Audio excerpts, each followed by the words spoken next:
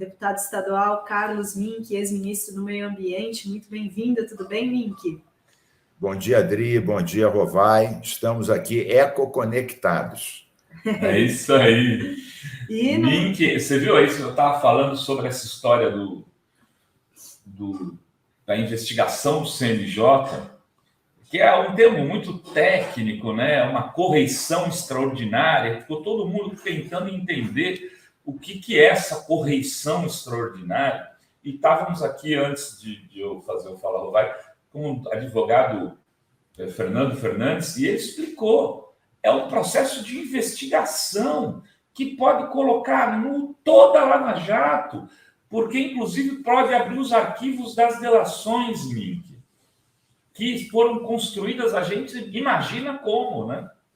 Olha, eu conheço bem o Fernando Fernandes, ele já foi até meu advogado, é uma pessoa brilhante, e ele é uma pessoa muito ética e corajosa, né? Ele levantou coisas importantes sobre documentos inéditos sobre a tortura no Brasil, e lá atrás, quando a Lava Jato ainda estava queridinha da mídia, ele já apontava os atropelos dos processos, o atropelo das cumplicidades entre os setores do Ministério Público e setores do Judiciário, tudo que veio à tona agora. Então, vocês escolheram a pessoa certa para elucidar essas tramóias. Legal. E, Mink, hoje a gente tem aí uma votação importante na Câmara, que é a questão do marco temporal. Primeiro, então, eu queria que você falasse sobre isso, né? Porque é tão importante que isso não passe na Câmara e qual que é, e se você sabe o que está, né, acordado, se o governo conseguiu aí barrar essa questão, qual é o risco que a gente tem nessa votação? Olha, Odri, primeiro esclarecendo aos que nos acompanham aqui, o marco temporal é um atentado contra os direitos dos povos indígenas e contra a própria Constituição. O que diz o marco temporal? Os indígenas só têm direito às terras que eles comprovadamente ocupavam até 1988, que foi o ano da Constituição Federal. O que significa isso? Dezenas, centenas de povos indígenas que antes de 88 foram expulsos de suas terras para construir a Transamazônica, para construir grandes hidrelétricas, etc., eles simplesmente perdem um direito secular sobre as suas próprias terras, garantindo de forma pétrea pela Constituição Federal. Então, é tipo assim, se você for expulso, você ocupava uma terra há 400 anos, aí chega a ditadura militar e te expulsa de lá. Aí tem a Constituição de 88, você não estava lá. Então, você perde todos os seus direitos. Você vai ter que ser um eterno, crônico imigrante no seu próprio país em busca da sua terra, da sua dignidade. É algo muito cruel. Quem está por trás disso? A bancada ruralista, os setores mais conservadores, mais reacionários da bancada ruralista. O que espanta é terem conseguido apoio de outras bancadas conservadoras e até umas pseudo-progressistas para aprovarem a urgência disso. Quer dizer, nós estamos com o meio ambiente, foi a nossa grande esperança. O Bolsovírus, durante 4 anos, enterrou o meio ambiente, né? Destroçou os parques, sujeitou o IBAMA, militarizou o ICMBio, quis até tirar as terras dos índios, cumpriu a promessa, não demarcou um único hectare. E agora, com a eleição do Lula, nós ficamos nessa esperança toda. Eu próprio participei do grupo da transição ambiental do Lula, junto com a Marina, a Isabela, o Jorge Viana, Tasso Azevedo, e grandes esperanças, que inclusive já havia 24 terras indígenas prontas para serem homologadas e demarcadas. E a criação do Ministério. O Lula começou muito bem. Criou o Ministério, já homologou 6 dessas terras indígenas, depois de 4 anos com 0 homologação, né? E empoderou o Ministério do Meio Ambiente. O que começa a acontecer? os setores reacionários reagem e tiram poderes do Ministério do Meio Ambiente, o CAR, que é o Cadastro Ambiental Rural, a ANA, que é a Agência de Águas, né? Tira a demarcação do Ministério de Povos Indígenas, passa para a Justiça, e isso vai ser aprovado desse jeito, porque as medidas provisórias, elas que reconfiguram o governo, caducam agora dia 1º. No caso da Mata Atlântica, também foi um horror. Foi aprovado, a Câmara aprovou um horror que desfigura a lei da Mata Atlântica, o Senado até que corrigiu. A gente teve há 1 ano e meio no Senado, o Fórum dos Ex-Ministros do Meio Ambiente, tivemos com o presidente do Senado, ele prometeu isso e cumpriu. Agora voltou para a Câmara, pronto, voltou a estilhaçar a lei da Mata Atlântica. Nesse ponto, o Lula promete que vai vetar todos os itens que permitem a boiada passar na Mata Atlântica. Agora, o surpreendente é que até setores da base, setores até de esquerda, votaram pela urgência do marco temporal e votaram essa barbaridade contra a Mata Atlântica. Então, o Lula tem viajado pelo mundo afora, reaberto as portas que o Bolsonaro fechou, e a bandeira ambiental é uma das bandeiras chaves dele. Se o Congresso desfigura a Mata Atlântica, marco temporal, tira o poder do MMA, com que cara o Lula vai dizer que o meio ambiente está uma maravilha? Então, é muito sério, a gente tem que derrotar mesmo isso. O presidente Lula já está empenhado, ele viu o estrago que está sendo cometido, ele está empenhado em mobilizar a base para impedir a aprovação, que, como é uma emenda constitucional, tem que ter um quórum elevadíssimo.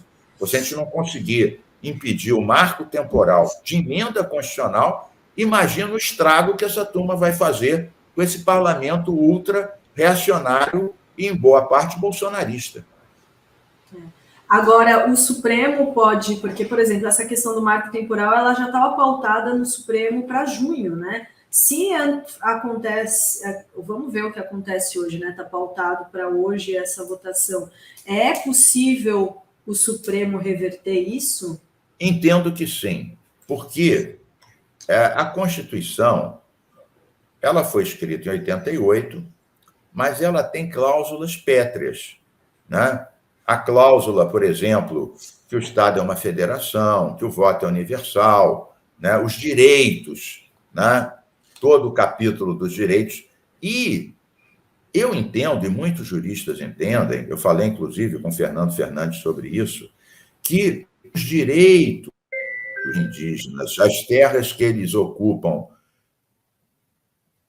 há séculos, é uma cláusula pétrea.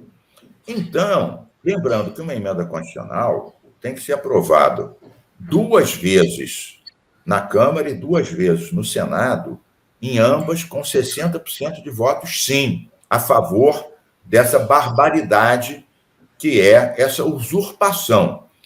Então, até lá, o Supremo vai votar e vai dizer que o marco temporal contraria a Constituição.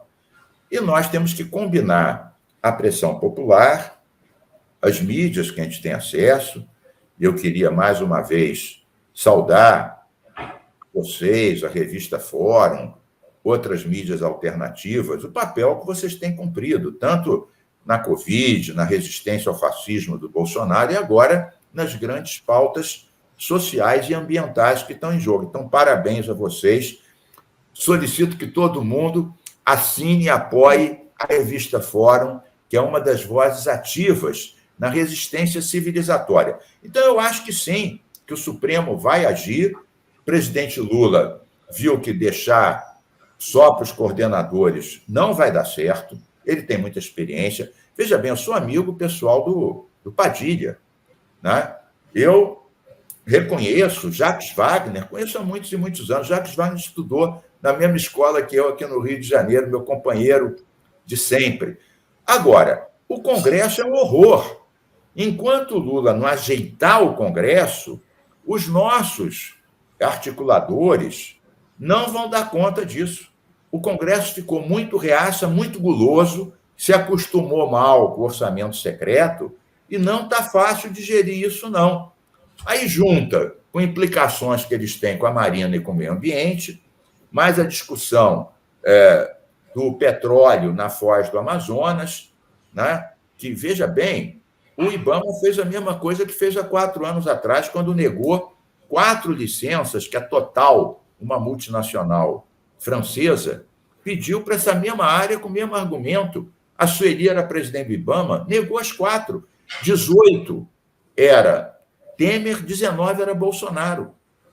Muito antes da Marina. Então, esse ódio que a Marina não quer explorar, a Petrobras cometeu os mesmos erros que a Total cometeu. Mas, junto isso tudo, então o Lula tem que mesmo entrar em campo e o povo tem que ir para a rua. Nós temos que nos mobilizar. Não podemos entregar de barato a Mata Atlântica, os povos indígenas, o clima do planeta e rasgar todos os compromissos que nós assumimos internacionalmente e que o presidente Lula tem propagandeado e ganha espaços, tirando o Brasil da condição de pária ambiental, pária planetário que o bolsovírus nos legou. Olha só, queria aproveitar aqui a deixa que o Bink deu, falando de apoiar a Fórum. Nós estamos lançando um documentário, Bink, segunda-feira, para quem fez um apoio, quem apoiou a Fórum numa grande premiere, né, que é uma série, já não é mais um documentário, dirigida pelo Luiz Carlos Azenha, sobre o golpe, chama-se Ato 18, né, ou seja, seria o 18º ato institucional, né, se a gente levasse em consideração que a ditadura fez 17, se aquele ato que foi achado na casa do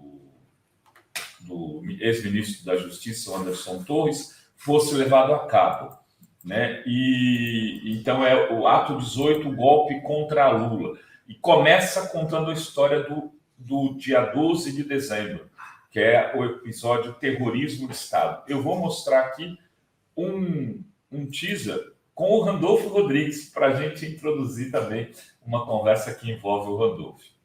Bom. Eu passei a mão no telefone e liguei para o presidente Rodrigo Pacheco, presidente do Congresso Nacional, que estava no interior da França, com a esposa em férias. E o presidente Pacheco atendeu e falou o seguinte: o que está acontecendo aí, Randolfo? Ele disse: está acompanhando aí acompanha aí pela TV. Ele disse: eu soube que invadiram o Congresso.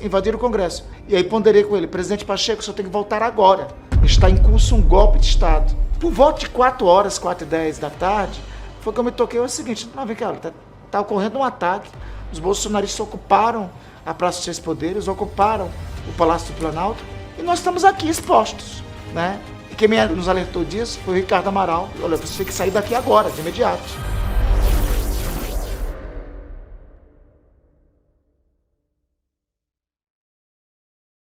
O apoio pelo Benfeitoria e o Pix, que está aqui em cima de mim, pix@revistaforo.com.br, para quem tiver disposição de apoiar esse empreendimento cultural importantíssimo para demarcar um momento histórico da democracia. Aí eu queria te perguntar, se você quiser falar da questão do tema do documentário também, fica à vontade, mas sobre essa coisa do Randolph, Amapá, Petrobras, você começou a falar, mas queria te ouvir mais sobre isso. Olha, Renato e Dri, eu conheço o Randolph há muito tempo. O Randolph, num ato em Brasília, disse que ele foi ganho para ecologia quando ele tinha 16 anos de idade, lendo um livro meu sobre ecologia, que foi editado pela Vozes, com prefácio do Betinho. Então, você veja que eu posso até dizer que ele é um pouco minha cria também, o Randolph. O Randolph é um senador excepcional, muito competente. Politicamente, ele foi o primeiro da rede que apoiou o Lula, foi para a coordenação do Lula, atualmente é líder do Lula no Senado.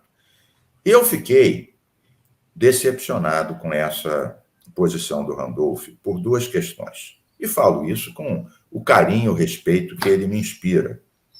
Primeiro, o Randolph, há um mês atrás, teve um embate com a Marina dentro da rede. Ele apoiou a Heloísa Helena, tinha uma disputa interna com a Marina, e a chapa dele ganhou da chapa da Marina de 55% a 45%. Quer dizer, ele acabou de sair de um partido que ele tinha ganho a direção há um mês atrás. Bom, agora, eu entendo. Entender não significa achar ótimo. Eu entendo a posição dele. Ele é um representante do Amapá. Ele não foi eleito pelo Rovai, pela Adri, pelo Mink, ele foi eleito pelo povo do Amapá. Você pergunta para o povo do Amapá, você quer ficar pobre ou quer ficar rico? Se tiver o petróleo, você vai ficar rico. Se não tiver o petróleo, você vai ficar pobre. Então, eu imagino o que o Randolph deve ter sofrido, o número de pessoas que mandaram e-mail para ele, zap, cercaram ele na porta de casa, na escola dos filhos. Eu imagino, eles falaram, você é o nosso representante. E realmente a pressão é muito grande. Então, eu acho que ele acabou agindo como um vereador federal. É irrelevante a posição dos que o elegeram? Não é irrelevante. Ele realmente é um representante. Agora, com a visão de mundo que ele tem, a visão de sustentabilidade, veja, o IBAMA foi corretíssimo. Eu fui 2 anos ministro do Meio Ambiente, reduzimos a metade o desmatamento da Amazônia, criei o Fundo Amazônia, o Fundo Clima, e a lei da redução das emissões. O Brasil foi o primeiro país em desenvolvimento, em 2009, a ter o compromisso de reduzir as emissões de carbono. Muito bem. O que acontece? O escritório de petróleo e gás do IBAMA fica aqui no Rio de Janeiro, mas atende todo o Brasil. Eu conheço essa turma. São técnicos de primeira categoria, top de linha. Eles, Rovaidri, licenciaram todo o pré-sal. Eles licenciaram toda a bacia de Campos e toda a bacia de Santos. Se eles fossem uns xiitas empedernidos, não teria todos esses poços do pré-sal na bacia de Macaé e na bacia de Santos. Não teriam. Eles são profissionais corretos. O que acontece? Aquilo é uma bacia sedimentar enorme. Tem que ter uma avaliação estratégica dessa bacia sedimental, está na lei. A Total, que é essa multinacional que tinha 4 lotes do lado desse da Petrobras, não fez o plano de avaliação estratégica da bacia sedimental. Fez simulações, não com dados de terreno, com hipóteses. Olha, se a corrente for para fora, não vai impactar os manguezais, não vai impactar a terra de índio, não vai impactar... Tudo bem, mas isso eles não mediram as correntes, eles simularam a partir de um dado da cabeça deles. Muito bem. Como eles tiveram as suas licenças negadas, e muito bem negadas, porque não cumpriram a lei, eles largaram os 4 lotes que eles tinham. O que a Petrobras fez? Pegou os 4 lotes e apresentou basicamente o mesmo projeto para prospectar lá. O IBAMA deu a mesma resposta. Cadê os estudos? Cadê o impacto no manguezal? Cadê o impacto nos corais que foram descobertos aí? Não tinha nada disso. O ponto de referência para prevenir e salvaguardar um acidente era a 800 quilômetros, demorava 42 horas de barco. E aí começou essa grita de que a Marina não queria deixar o norte se desenvolver, que o sul estava rico com petróleo e que os sulistas não querem que o norte se desenvolva. Mas, espera aí, cumpre as regras. Isso de desrespeitar decisões técnicas de órgãos ambientais é típico de ditaduras militares e governos autocratas, não é de um governo. Mas só que isso a Petrobras se acha. Ela realmente se acha. Agora, eles estão dizendo que vão fazer o estudo, mas isso demora mais de 1 ano, e que vão mudar o ponto de monitoramento de Belém para o Oiapoque. Tudo bem, eles começam a se mexer, mas isso não vai ser imediato. O IBAMA não tem como reverter isso em pouco tempo. Então, eu acho que essas pessoas não podem desqualificar o órgão ambiental. Último detalhe, Rovaidri. Ao lado desse ponto é a Guiana Francesa. A Guiana Francesa, a França proíbe a exploração do petróleo nesses mares. Proíbe. Do lado da Guiana Francesa tem o Suriname. Aí perfuraram, acharam gás, não petróleo. A seguir, é que a Guiana ex-inglesa que furou, achou petróleo e duplicou o PIB. Agora, duplicar o PIB, como eles tinham um PIB desse tamanhinho, duplicar o PIB é como se achar um grande poço lá em Macaé, do pré-sal, né? Então, pessoal, outra coisa, será que está na hora de desbravar novas linhas de petróleo, o mundo todo voltando para a energia alternativa? Mas é claro que o IBAMA não legisla sobre isso. O IBAMA legisla sobre a questão ambiental do petróleo. Essa discussão, se a gente quer ampliar o petróleo ou apostar fichas, nós somos a terra do sol, dos ventos e da biomassa. Mas essa discussão é do presidente, do Congresso e do Conselho Nacional de Energia. Qual vai ser a nossa matriz energética para o futuro? Quando eu era ministro, a gente criou a Carta dos Ventos, lançamos 10 pontos, garantimos isenção para todos os equipamentos eólicos, torres, turbinas, hélices, garantimos leilão exclusivo todo ano, foi aumentando, o eólico passou, a energia eólica passou de 1% da matriz em 2009, hoje é 12% da matriz, multiplicou por 12. Portanto, você fazendo política séria, você avança na energia renovável. Agora, desqualificar o IBAMA, aproveitar para retalhar em cima da Marina, eu não sei como é que... O Randolph poderia até dizer, olha, o meu povo discorda, vamos ver se a gente acha uma solução, por que a Petrobras não faz os estudos que tem que fazer? Tem alguns que são xiitas, mas vamos tentar achar um caminho do meio. Não podemos desqualificar o IBAMA, mas não podemos fechar essa porta. Ele poderia ter um discurso que atendesse, pelo menos em parte, o eleitor dele, que isso é importante. Eu sou deputado, eu tenho que ouvir o meu eleitor, né? Mas ele poderia fazer isso de uma forma mais elegante. Ele romper com a Marina, eu não sou da rede, nunca fui da rede, né? Mas é claro que eu apoio a Marina agora e sempre. Ele ter rompido uma questão partidária que ele ganhou, como eu falei, há um mês, por causa de uma decisão técnica do IBAMA correta, que foi a mesma que o IBAMA teve há 4 anos atrás, eu achei de uma deselegância atroz. Me desculpe, companheiro e amigo Randolph, minha cria assumida, que virou ecologista com meus livros, essa você simplesmente pisou na bola.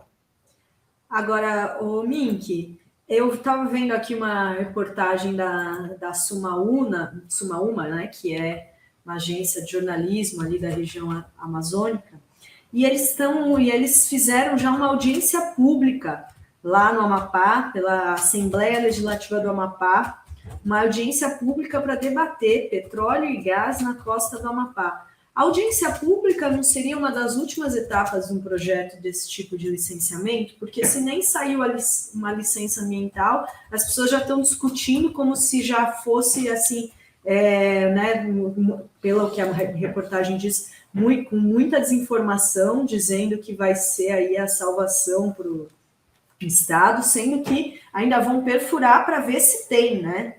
Pode não encontrar nada ali. Isso. Você tem toda a razão. A audiência pública é necessária, é legalmente obrigatória, mas a audiência pública tem que ser em cima de dados técnicos. Então, tem técnicos que defendem uma posição, o governo defende uma, o empreendedor defende outra posição, chama-se as universidades, vem o impacto de cada coisa. Fazer, nesse momento, uma audiência numa Assembleia Legislativa é só para pressionar politicamente o IBAMA de rever uma decisão técnica. Não pode. Veja, a Petrobras é uma empresa fundamental. Eu sou um defensor da Petrobras. Meu pai, que já está em outra dimensão, velho comuna, foi presidente dos sindicatos químicos. Ele levou porrada na campanha do Petróleo é Nosso antes de eu nascer. Quando eu era pequeno, o meu velho pai me dava umas moedinhas que tinha uma torre escrito Petróleo é Nosso, da campanha que o Partido Comunista, os químicos, os democratas, porque os americanos diziam que não tinha petróleo no Brasil, que não devia de explorar petróleo. Então, eu conheço bem essa história antes de nascer. Defendemos a Petrobras, inclusive contra a privatização. Agora, a Petrobras não é infalível.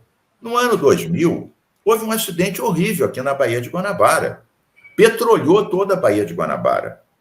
No mesmo ano, no Paraná, né, a Repar, uma refinaria lá, teve um acidente enorme no Rio e a Petrobras não deu conta de segurar 2 grandes acidentes no mesmo ano. Tá bom, isso tem mais de 20 anos.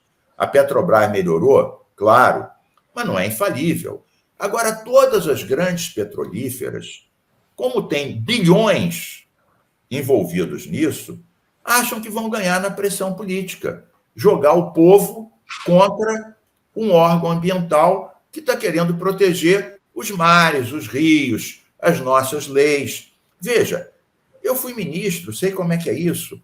O governo quer todas as licenças. Você algumas dá, outras não dá, ganha tempo, faz condicionantes, propõe um outro local, uma outra tecnologia. A lei do EIA-RIMA diz que você tem que saber alternativas tecnológicas e alternativas locacionais. Ninguém pode ser contra o desenvolvimento. A orientação energética, como eu falei, tem que ser do governo e do parlamento. Eu acho que a gente tem que apostar em novas tecnologias. O mundo não aguenta mais petróleo e mais calor. O Brasil é signatário de compromissos internacionais reduzir as emissões. Como é que a gente vai reduzir as emissões? Ampliando os carros. Eu também sou um crítico desse programa do Carros Populares. Eu quero deixar bem claro que eu sou lulista, apoio o Lula, acho que ele está acertando muito mais do que errando. Ele salvou o povo Yanomami, ele levou o Brasil de volta ao cenário internacional, retomou mais médicos, Minha Casa Minha Vida. Eu sou lulista de carteirinha. Agora, acho que ele não pode atropelar os órgãos ambientais. A Marina está fragilizada com isso. A Marina, ela não tem um bom diálogo com o Congresso. Ela deveria melhorar o diálogo com o Congresso. Deveria. Claro, os ruralistas e os petrolistas já são contra a Marina um pouco ou muito diálogo. Agora, ela devia, pelo menos, neutralizar aqueles que não são tão acirrados contra os povos indígenas e o meio ambiente. Ela também, eu acho, que tem que melhorar nesse campo. Então, ela já é mais isolada, né? O Congresso já é mais reacionário. Ainda tem essa história do petróleo que uma parte da esquerda, inclusive o Randolph, alguns até do PT, ficam contra. Então, o que vai ser dos nossos compromissos internacionais? O que vai ser das bandeiras que o Lula levantou na campanha que ajudaram ele a ser eleito? Então, acho que eu não vou cobrar do Lula ser um ambientalista de carteirinha. Ele não é e não será. Mas sempre quando eu fui ministro, as principais batalhas do meio ambiente, o Lula me deu razão. Não deixar a cana entrar no Pantanal, a lei de crimes ambientais, a lei do clima. E o Lula impediu a exploração de petróleo e gás em Abrolhos. Eu levei o Lula, nós mergulhamos de cueca lá em Abrolhos para celebrar isso. Em junho de 2009, Franklin Martins mergulhou com a gente. Então, o Lula é muito mais pró-meio ambiente do que desenvolvimentista a qualquer custo. Então, o Lula tem que ver. Virou carro-chefe para ele abrir as portas do mundo, ele não pode entregar a Marina aos leões de forma alguma. E a Marina tem que ficar mais esperta e trabalhar, pelo menos, os setores intermediários para ela não ficar tão isolada no Congresso.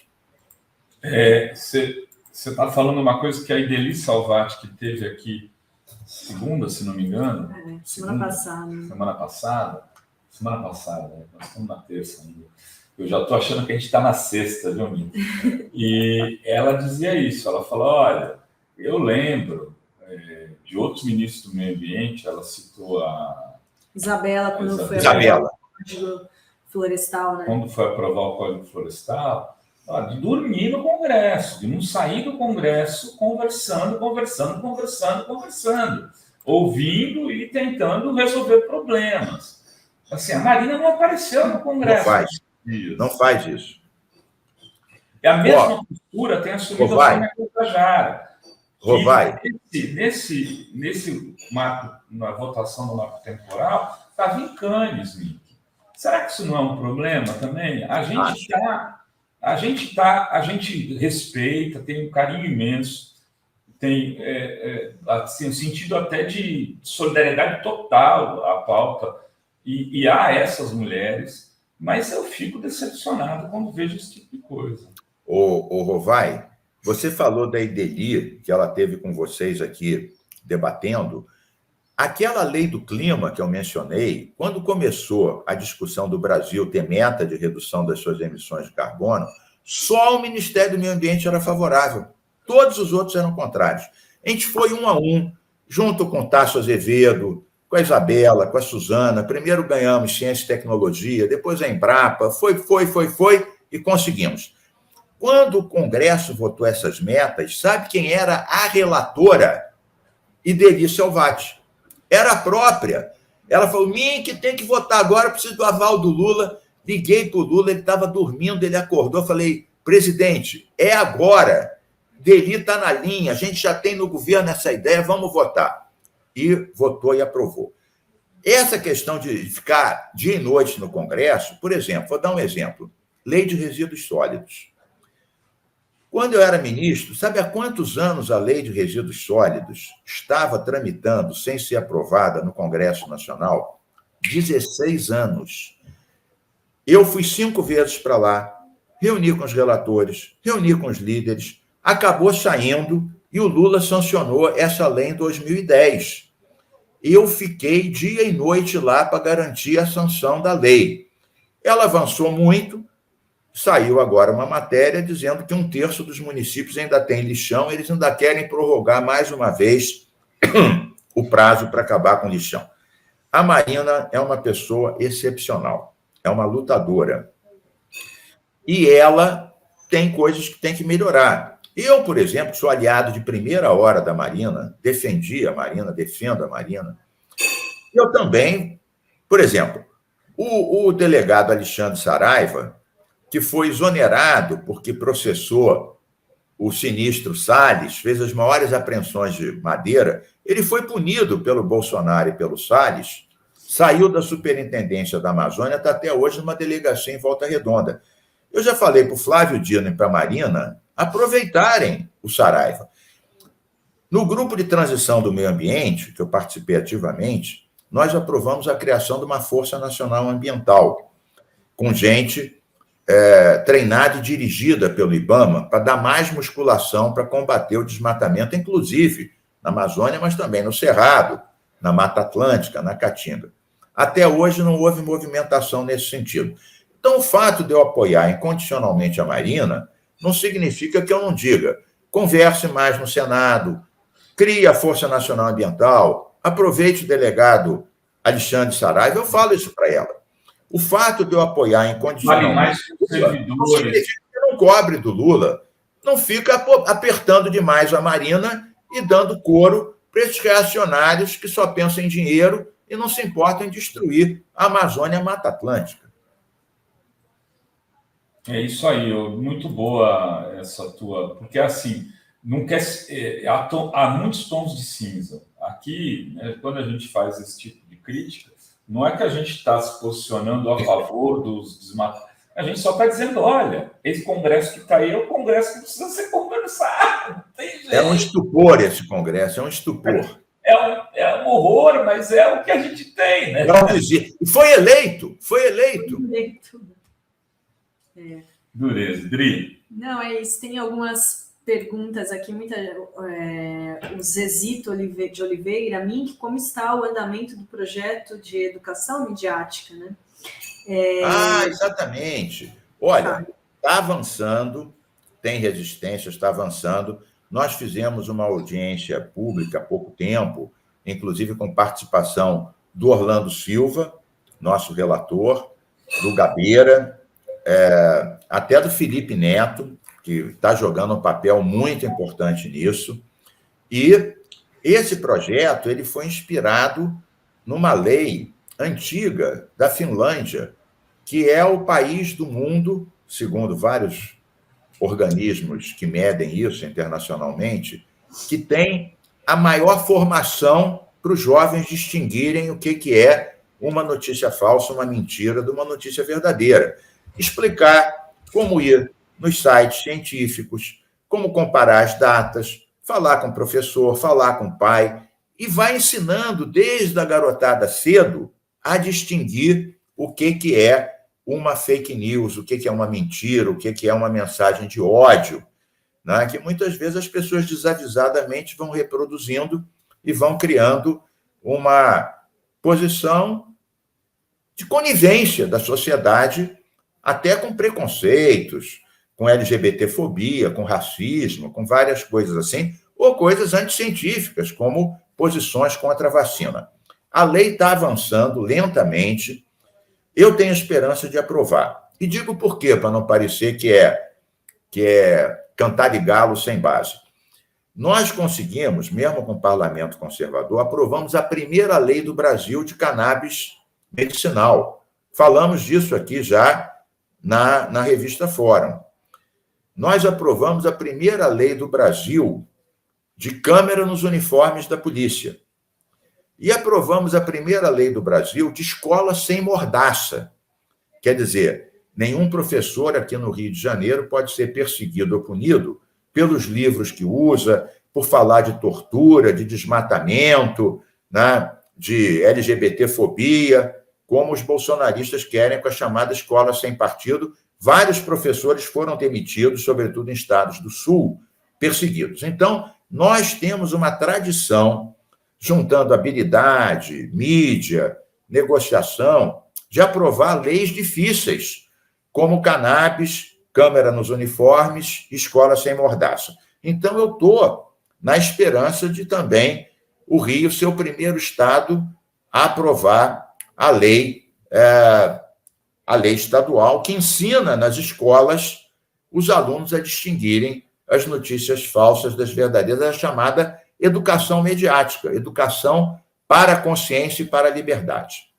Muito bom. Parabéns, Mink. É isso aí. Vamos acompanhar. Tomara que aprove. E queria agradecer. Muito obrigada pela entrevista aqui hoje, pelos esclarecimentos. Já vou dizer até a próxima. E vamos encontrar no Rio. Estamos indo para o Rio. Vamos. Olha, abraços ecológicos e planetários para a Adri, para o Rovai, para os nossos espectadores que estão acompanhando aqui a revista Fórum. Vamos assinar, vamos ver essa série de vocês. Me mandem o link da série para a gente divulgar nas redes também, para o pessoal acompanhar. Muito boa essa ideia de vocês, o ato 17, né? Juntando os vários atos da ditadura militar e esse plano do golpe, a minuta do golpe, que até agora não foi devidamente assumida. Parece que foi uma coisa psicogravada, né? Saiu de algum lugar que ninguém sabe de onde, mas nós sabemos de onde é que saiu. Sim. E vamos divulgar para todo mundo saber e pressionar. Saudações biodiversas, libertárias. É isso aí. Obrigada, Mink. Até. Um abração. Tchau. Tchau.